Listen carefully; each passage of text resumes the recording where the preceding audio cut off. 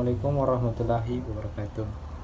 Perkenalkan, nama saya Marshall, NIM 2012-1003 dari kelas penjas A1 semester 2. Di sini saya akan menjelaskan sebuah peta konsep yang berjudul Sosiologi Antropologi, di mana peta konsep ini bertujuan untuk memenuhi tugas akhir sebelum ujian akhir semester. Yang pertama, pengertian dan sejarah perkembangan sosiologi antropologi. Sosiologi merupakan cabang ilmu sosial yang mempelajari masyarakat dan pengaruhnya terhadap kehidupan manusia. Sedangkan antropologi adalah suatu studi yang mempelajari tentang kehidupan manusia baik dari segi fisik, sosial, dan budayanya. Sedangkan sejarah perkembangannya, awal mula perkembangan sosiologi bisa dilacak pada saat terjadinya revolusi Prancis dan revolusi industri yang terjadinya sepanjang abad 19 yang menimbulkan kekhawatiran, kecemasan, dan sekaligus perhatian dari para pemikir di waktu itu tentang dampak yang ditemukan dari perubahan dahsyat di bidang politik dan ekonomi kapitalistik di masa itu. Sedangkan dalam sejarah lahirnya antropologi, perkembangan ilmu tersebut melalui suatu tahapan panjang. Kojeningrat memaparkan bahwa lembaga-lembaga antropologi etnologi merupakan awal lahirnya antropologi. Yang kedua, pendidikan sebagai proses majemuk, di mana melibatkan berbagai pusat pendidikan dalam mentransformasi kebudayaan kepada generasi selanjutnya. Pendidikan sebagai transformasi budaya diartikan sebagai kegiatan pewarisan budaya dari suatu generasi ke generasi selanjutnya atau generasi penerus. Pendidikan sebagai bagian dari kebudayaan, karena pendidikan adalah upaya memberikan pengetahuan dasar sebagai bekal hidup, yaitu kebudayaan. Yang ketiga, pendekatan teori kebudayaan dan implikasinya. Ada 3 teori kebudayaan, yaitu yang pertama, pandangan superorganis. Kebudayaan merupakan realitas super dan ada di atas dan di luar pendukung individualnya, dan kebudayaan punya hukum-hukumnya sendiri. Pandangan superorganis mempunyai implikasi terhadap pendidikan, yaitu pendidikan merupakan sebuah proses melalui mana kebudayaan mengontrol orang dan membentuknya sesuai dengan tujuan kebudayaannya. Yang kedua, pandangan kaum konseptualis. Mereka mengatakan bahwa kebudayaan adalah konsep atau konstruk seorang antropolog yang mempunyai implikasi bahwa anak-anak harus mempelajari warisan budaya sesuai dengan perhatiannya. Yang ketiga, pandangan golongan realis. Kebudayaan adalah sebuah konsep dan sebuah realitas yang mempunyai implikasi bahwa pendidikan lebih dekat dengan pandangan aliran-aliran pemikiran pendidikan yang terpercaya kepada penyesuaian anak-anak terhadap realita objektif, baik alamiah maupun budaya, dengan menanamkan pengetahuan, nilai-nilai, dan keterampilan tertentu yang telah dipilih oleh kebudayaan. Yang keempat, keterkaitan struktur sosial dan perkembangan kepribadian. Setiap kebudayaan memiliki struktur sosial sendiri, oleh karena itulah muncul budaya yang berbeda yang memiliki struktur sosial yang berbeda pula.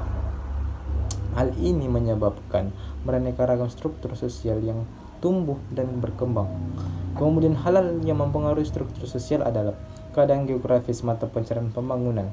Kondisi geografis terdiri dari pulau-pulau yang terpisah ataupun keadaan suatu daerah. Oleh karena itu, masyarakat kemudian mengembangkan bahasa, perilaku, dan ikatan-ikatan kebudayaan yang berbeda satu sama lain. Yang kelima, konsep dasar dan tujuan sosialisasi. Pada dasarnya, sosialisasi memberikan 2 kontribusi fundamental bagi kehidupan kita. Pertama, memberikan dasar atau fondasi kepada individu bagi terciptanya partisipasi yang efektif dalam masyarakat, dan kedua, memungkinkan lestarinya suatu masyarakat. Karena tanpa sosialisasi akan hanya ada satu generasi saja, sehingga kelestarian masyarakat yang akan sangat terganggu. Yang bertujuan, setiap orang dapat menyadari keberadaan dalam masyarakat, sehingga individu tersebut mampu berperan aktif dan positif dalam kehidupan sehari-hari. Yang keenam, agen-agen sosialisasi. Agen sosialisasi merupakan pihak-pihak yang melaksanakan sosialisasi. Terdapat sejumlah agen sosialisasi, yaitu yang pertama, keluarga. Keluarga merupakan orang pertama yang mengajarkan hal-hal yang berguna untuk perkembangan dan kemajuan hidup manusia adalah anggota keluarga. Yang kedua, teman sepermainan. Kelompok bermain ini lebih banyak berperan dalam membantu kepribadian anak, karena melalui teman bermain ini anak mulai mengetahui mengenai harga diri, citra diri, dan hasrat pribadinya. Yang ketiga, sekolah. Dalam lingkungan sekolah ini, anak akan menemukan berbagai nilai dan norma yang berbeda dan bahkan bertentangan dengan nilai yang dianut dalam keluarga. Yang keempat, media massa. Media massa sebagai sarana dalam proses sosialisasi, karena media banyak memberikan informasi yang dapat menambah wawasan untuk memahami keberadaan manusia dan berbagai permasalahan yang ada di lingkungan sekitar. Yang ketujuh, model sosialisasi. Model sosialisasi yang dimaksud yaitu adalah pola asuh anak. Pola asuh dalam keluarga adalah proses mendidik anak dari kelahiran hingga anak memasuki usia dewasa. Pola asuh demokratis ini orang tua memberikan kebebasan pada anak, namun tetap dengan bimbingan dan arahan yang sesuai. Yang kedelapan, konsep, proses, dan teori perubahan sosial budaya. Dalam perkembangannya, teori perubahan sosial dan budaya terbagi dalam berbagai macam konsep. Adapun beberapa konsep yang berkembang dalam teori perubahan sosial dan budaya adalah sebagai berikut. Yang pertama, teori siklus. Dalam teori ini dikemukakan bahwa kehidupan akan selalu berputar. Yang kedua, teori evolusioner. Teori evolusioner adalah teori yang percaya bahwa manusia berkembang sesuai dengan tahapan yang berlaku pada setiap manusia tanpa terkecuali. Yang ketiga, teori non-evolusioner. Teori yang satu ini juga mengandalkan beberapa poin dari teori revolusioner. Hanya saja terdapat beberapa perubahan akibat perbedaan hasil. Yang keempat, teori fungsional. Tokoh yang menganut teori ini adalah Talcott Parsons, di mana ia melihat masyarakat layaknya organ tubuh manusia. Yang kelima, teori konflik. Hal ini menunjukkan bahwa konflik kelas merupakan sesuatu yang tidak dapat dihindari. Secara garis besar, proses teori perubahan sosial dan budaya terjadi mana saja dan kapan saja, dan hampir semua konsep teori perubahan sosial dan budaya berlaku. Misalnya saja teori konflik, di mana setiap manusia yang kelas sosial yang ia miliki lebih rendah dibandingkan dengan orang lain, maka akan sulit baginya untuk melakukan beberapa hal. Yang kesembilan, dampak perubahan sosial budaya terhadap pendidikan. Yang pertama, dampak negatif. Pertama, kemajuan ilmu pengetahuan dan teknologi. Yang kedua, proses belajar mengajar lebih mudah. Yang ketiga, siswa dapat mengembangkan kemampuan dan akses wawasan seluas-luasnya. Keempat, fasilitas dalam pembelajaran lebih modern. Yang kelima, siswa lebih inovatif dan kreatif. Adapun juga dampak negatifnya, yaitu yang pertama, menjadi pribadi yang individualistik, menjadi individu yang konsumtif, hedonistik. Dan yang keempat, lunturnya budaya bangsa. Dan kelima, adanya pornografi di kalangan pendidikan. Dan yang ke-10, kultur sekolah. Kultur sekolah adalah serangkaian keyakinan, harapan, nilai-nilai, norma, tata aturan, dan rutinitas kerja yang diinternalisasi warga sekolah sehingga mempengaruhi hubungan sejawat dan kinerja warga sekolah dalam upaya mencapai tujuan sekolah. Yang ke-11, cara-cara membangun kultur dan masyarakat sekolah. Berikut beberapa kegiatan yang dapat dilakukan sebagai upaya untuk membangun kultur sekolah yang kondusif bagi pendidikan nilai di sekolah. Yang pertama, hadapi masalah atau problem solving.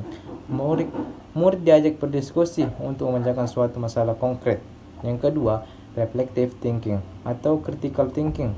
Murid secara pribadi atau sekelompok diajak untuk membuat catatan, refleksi atau tanggapan atau suatu artikel, peristiwa, kasus, gambar, foto, dan lain-lain. Yang ketiga, dinamika kelompok atau group dynamic. Murid banyak dilibatkan dalam kerja kelompok secara individu untuk mengerjakan suatu proyek kelompok. Yang keempat, membangun suatu komunitas kecil atau community building.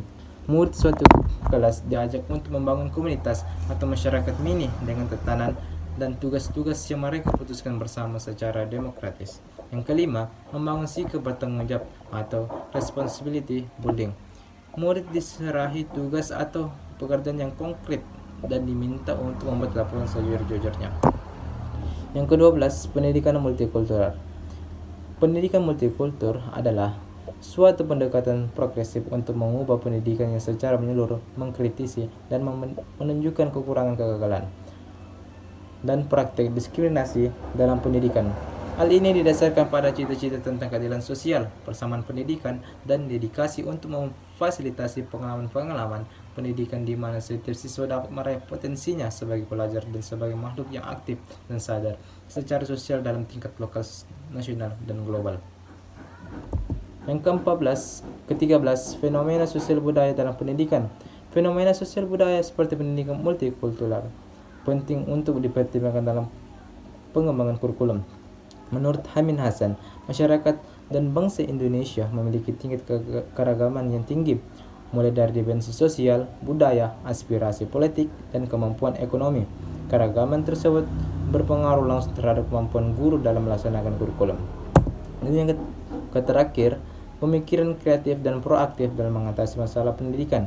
Masalah pendidikan di Indonesia antara lain SDM atau sumber daya manusia. Seringnya terjadi perubahan kurikulum dan keterbatasan dana. Solusi dari masalah yang terjadi yaitu meningkatkan kesejahteraan tenaga pendidik. Pemerintah harus mengkaji ulang tentang perubahan kurikulum dan memikirkan dampaknya terhadap siswa dan tenaga pengajar yang terkait, serta mengalokasikan dana untuk pendidikan yang dengan tepat. Sesuai hal tersebut bisa diselesaikan dengan cara berpikir kreatif dan proaktif. Melalui berpikir kreatif dapat memecahkan masalah dengan banyak solusi, sedangkan berpikir proaktif lebih menekankan pada tanggung jawab. Itulah itu konsep yang saya sampaikan. Bila ada kekurangan mohon dimaafkan. Billahi fisabilil haq wastabiqul khairat. Wassalamualaikum warahmatullahi wabarakatuh.